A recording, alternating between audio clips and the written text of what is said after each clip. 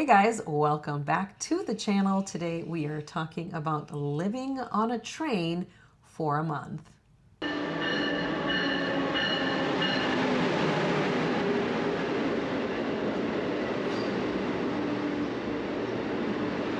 All right, so we've lived on a cruise ship for several months before, and we tried to live on a train for a month as well, just to see what that would be like. We ride a lot of trains, and we thought, you know what, let's just ride trains around the country. So we made up this whole elaborate map where we basically were trying to do it without doubling up on any routes. We pretty much did accomplish that. We did go to the same city several times. We ended up going back to Chicago quite often, because pretty much to get anywhere, you're going to end up back in Chicago. So we did go to Chicago, which was great for us because our son lives in Chicago, and we got to see him a couple times. So that was great. But the whole experience of living on a train was very interesting because we weren't quite sure what it would do. We've been on trains. We've been on like 2 or 3 in a row, but never this many in a row. This was like 10 trains in a row. And we weren't sure how we would feel about it afterwards, so we're here to break that down for you, give you the whole description of what happened and how we did this. We booked most of our tickets through discounted fares using points. We used the BOGO sale. We used everything we could do to get the cost down, and we ended up spending about $5,000. Yeah, and it is really good though that we did have so many points already racked up from being in the guest rewards program, which anyone can be a part of it. We also have the credit cards, so that helps as well to build the points up a little bit faster, but you don't have to have the credit card. You can have the guest rewards program. You can sign up for it for free, which is really great. And then, you know, your miles start adding up, but it was really nice to be able to use those points towards some of these rides. And then also they thankfully, yay, did the buy one, get one free. And so we did get, I think, 2 different rides on the buy one, get one free for the roomettes. So that was really good as well. So that helped to keep the costs down. What's interesting is that we did also meet some other people on a couple of these routes that were kind of doing something similar to us. They weren't on it for a whole month, but they were going to be on these for 2 to 3 weeks. And it was interesting to hear their experiences were pretty much like ours. So one of them was on our very last ride, and we met someone that had been on about 4 or 5 trains, and they were like, yeah, I basically agree with you because this is how I'm feeling now too after being on the trains for this long. So the pros are, the first one is you don't have to really plan anything once you get on the train because you have your room, your transportation, and your food all taken care of by Amtrak. Yeah, I think it's fantastic. So you don't have to, if you're doing a road trip, you have to figure out which hotel to stay at, which one's going to be a good deal in a good neighborhood, you know, clean, all that kind of stuff. You got to try to go hunt down food that's close to the hotel so you don't have to drive far away. It's a whole hassle. With this, it's great. Someone is driving you. You can sleep. They're going to serve you food, and the food is pretty good. They're going to serve you your food, all your meals that you're on the train for, they'll serve you. You can also purchase food if you want on the train as well, or even at some of the stations. If you're there for a little bit longer stop, you could do that. But everything's taken care of already. If you don't want to buy anything, you don't have to. You get your food, you get your room, and you get your transportation. You get someone to chauffeur you. I think the most positive thing about doing this is that you see pretty much the entire United States in a unique way. If you do this and you're trying not to double back like we were, you will be on most of the sleeper routes. So that covers a pretty large majority of the United States, and you will see pretty much the whole country as good as you can. And we did do that, and that was really special. It really was. I don't ever get tired of seeing it. People always say, oh, you're on the train so much. Do you really like it? It's like, have you ever seen America like this? You know, when I show them footage, I have been on it so many times, you would think to yourself, she's not going to film or take pictures out the window. Well, you would be wrong, because I am filming not only with the GoPro, but also with my phone out the window. Rob's like, you're going to run out of space on there because you've recorded so much stuff. But America is so beautiful, and it's so diverse in the way that it looks depending on which part of the country you're in. I just think it's so cool that it's so different and it's so big. It takes you days by train to get across the country. I just think it's really cool and it's so beautiful. Like you said, it's a very unique way to see the US. You don't get to see it in this way from the road. Another one is that you get to meet a lot of other passengers, make friends, and become friends with a lot of the staff as well. And we have met a lot of people that we became friends with on the train because either someone will recognize us from our YouTube videos, or we'll just be talking to people and meet them at dinner and just become friends that way. But we do end up talking to a lot of people on the trains, and a lot of people that really we were very friendly with, and that was a really great experience because we have done this as a driving trip too. Like we drove all the way to the country for a month, and that, I wouldn't say it's lonely, but you do start to feel isolated just driving around the country by yourself. It's like, well, you don't talk to anyone the whole day for 12 hours in the car, and then you get to the hotel and you're like, oh, there's a person. and then they just give you your key and you're in your room again. So that's a little bit more of an isolated experience. This is cool because if you want to be in your room, you can, but if you want to go to the dining car and talk to other passengers, you can meet them. And then especially on the fresh air breaks, you get out, talk, joke around, say, hey, did you see this? Did you see that? That's kind of a fun way to do it. Yeah, I think that's the really cool part about it, especially since a lot of the trains we were on have an observation car. It's cool because you can go down there and that's where you meet a lot of people, not just if you're in the sleepers and you meet them in the dining car as well, but you also get to meet people from all over the train between coach and sleeper cars because they're all in the observation car. You get to meet pretty much anybody who's on the train that's in there, and it's really very cool. And again, it's been really cool also to befriend a lot of the staff on Amtrak as well, because we've been on the train so many times. They were like, oh, okay, you're back. We even ran into an attendant that we had just had on the previous train at another station, and he was like, what are you guys doing?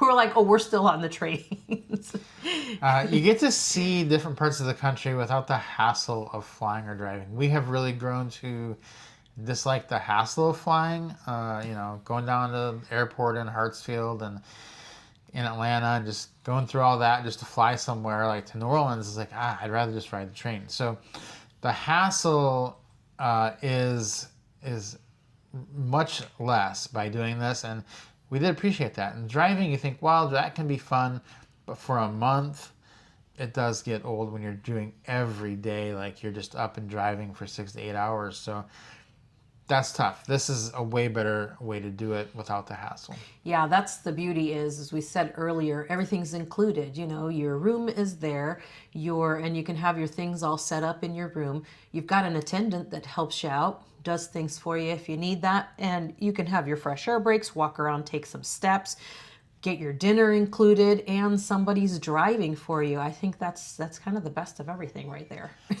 But it wasn't all roses. So there are some cons to doing this, and we're going to break those down for you now. The things that we did not like. First one, this was a pretty big deal. Actually, after about 2 weeks, I was like, ooh. The food does get old due to it being the same menu on every train and every single day. So you're not escaping this menu. Unless you're on some of the Viewliners, which you're not on those that much when you're doing this because they're pretty isolated on the East Coast. But there's 3 choices for dinner. You have the same 3 choices every single night.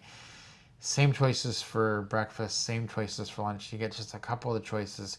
And if you don't like one of them, but you're eating the same thing every night. So for 30 days, that gets pretty old.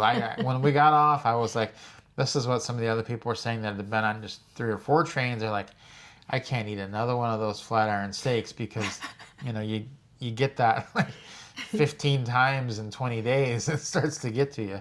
So the food choices, there are a lot of other trains that they rotate the food. Like if you go on Via Rail, the Canadian, it's a different menu every night.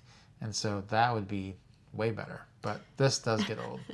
It gets old really fast. I remember the last train we were on was the city of New Orleans, and that's where we ran into these people, and we were all sitting around eating, and they were just like, I actually kind of welcome this because we had just the flexible dining, not traditional dining, and they were like, I'm actually not upset about the flexible dining because at least I'm not eating another one of those flat iron steaks because I can't take another one. We were like, oh my gosh, us too. And you know, it's hard too because if you don't love every single type of food, then it also reduces the number of meals that you even have to choose from. If you don't eat certain things or you have a type of food allergies, you're down to just like one thing you could choose from for breakfast, one thing for lunch, and one thing for dinner, and maybe 0 desserts options.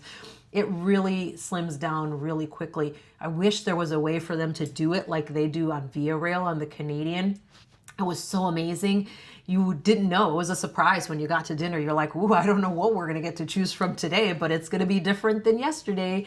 And I think that's something that would really help out if you were going to do this long term, if they were able to do some sort of rotation at some point on the trains. That would be really nice. Yeah, more like a cruise ship where the food, there's more variety. So we did actually a couple times, I think, go to the cafe car and buy something for dinner, because we just didn't want to eat the same food. So that tells you do get pretty tired of it. You do get tired of literally just sitting around all day. You do not get enough movement. So you will start to feel very sedentary after about a week. Like wow, I got to get off this train. And when the fresh air breaks come, you're getting off and you're just walking the whole time because you're like, I feel like I haven't moved. And after 2-3 weeks of that, it does, you feel it. Yeah, on one of the trains we had an attendant, we had a joke going about how few steps we had that day. And she was like, I'm not going to bring you dessert for dinner if you don't get X amount of steps by dinner time. When I come and take your dinner order, you better have this many steps. I forget how much it was. And then when she came back, she's like, all right, show me your watch. And we had to prove it. We had to, you could only walk so much on the train. Part of it too is the train is moving a lot. So you're not really getting good steps. You're kind of just teetering on the walls there back and forth. But, it's really challenging to just be sitting around that. But there's no room to do anything. I mean, the hallways are so narrow. You're not going to walk up and down doing lunges or even walking because you're actually taking up space that people are using to move around the train. So, and again, the fresh air breaks are so short. You walk around for 5-10 minutes.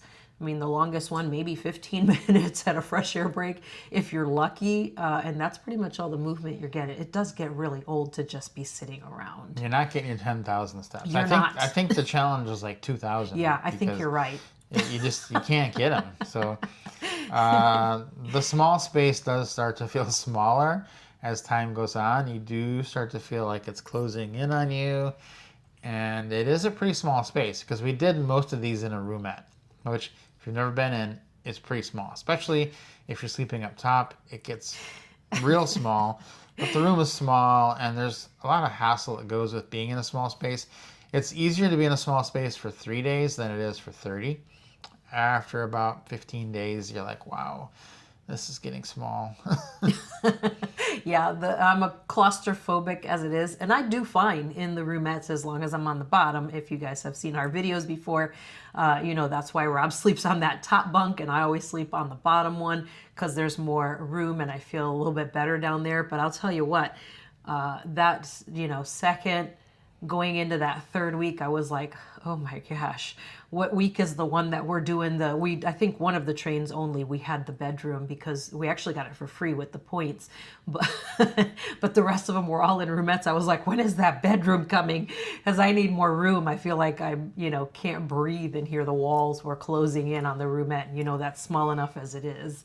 It can get expensive if you don't have discount coupons or other coupons to use. And so that's a con for doing this. That would be a pretty expensive trip. We did have a lot of coupons. We did, like we said, we paid about $5,000, which is still expensive, but that does include your transportation, your housing, and your dining. So it's not that bad. But if you didn't have those, I think it would get pretty expensive. Yeah, absolutely. It would add up really, really quickly because the thing is that it is an expensive endeavor to do the sleeper cars on these trains to do, to try to live on these for a month like that. And then it can be done in coach, but you really shouldn't try this in coach, especially if you're, not accustomed to sleeping sitting up for like think about like 30 nights sleeping in a chair. I mean, maybe if you sleep in a recliner chair at home sitting up, you're used to that, but most people could not do this in coach, which would make it a lot cheaper. They do have that rail pass that you can get, but even that is tough to do. Like, it's tough to people that have done the rail pass, like I did all 30 days in coach. That's even harder. You can do it, but it's going to be, unless you're like a pro at sleeping in a chair, I think you're going to get pretty tired by the end of it. Yeah, because the seats are incredibly comfortable. They do recline way more than on a plane, and they're bigger and cushier than on a plane. So they are comfortable, plus you have the leg rest that comes up. However, you're in a room with everybody else. So there's zero privacy. You don't get to shower. So you're going to have to bring a lot of, wet wipes to wipe yourself down with constantly. So think about that, not being able to shower. And just, you have zero privacy. You can't set all your stuff up. You have to keep track of your things because you're in coach. You don't just want to leave your things sitting around. You have to take them with you every time you leave your seat, your valuables and things like that. On top of the fact that it's incredibly uncomfortable to sleep in that fashion, in a room full of people who are constantly talking. So would we do this again? I think we probably would not do it again this many in a row. The most we like to do in a row is 2 trains without like a city break in between. We often do a city break between every single train, 2, 3 days, 4 days in a city, and then move on to the next city. And that seems to be the most comfortable thing for us. I think on this one, we were just trying to push the limit, see what we could do, see how long we could spend on a train. And we did meet that limit but before we were done, we were like, I am ready to get off the train. And we love being on the train. So we did meet the limit where we were like, I would rather not be doing this. But when we put city breaks in between the trains, we really don't ever reach that limit because it's, you have a break. So same thing happened on the cruise ship. After about 45 days, we were like, I'm ready to not be on a cruise ship. And I think it's even more pronounced on the train, though. I think the time when we were ready to get off was much quicker on the train than on the cruise ship. Yeah, I think we reached that threshold much faster on the train than on the cruise ship because there's a big difference was that food situation. And like on a cruise ship, you can move around. They has a gym, they have walking tracks, you can walk around the ship because it's ginormous and your room is considerably larger. So all the things that were the cons of doing this, living on a train for a month, are actually not cons on the cruise ship. Those are all different ones. On the cruise ship, the cons, there are some, but all the stuff that was the cons for the trains is actually fixed on a cruise ship. You do get those breaks. Obviously, the food is totally different and all those types of things, but yeah, I agree. I don't know. We got off of it at the end of that, and I was just like, all right, we're going to need a break for a while from the trains. We did way too many of these in a row. We don't even want beef. We wanted to eat chicken and salad for days. Yeah, so this was our experience doing this on a train for a month. Guys, if you have questions or comments, or let us know how long you have ridden on a train. What would be your limit, you think? Let us know in the comments. If you liked the video, please give us a like if you enjoyed it. If you haven't subscribed to the channel yet, please consider doing that, and we will see you on the next video.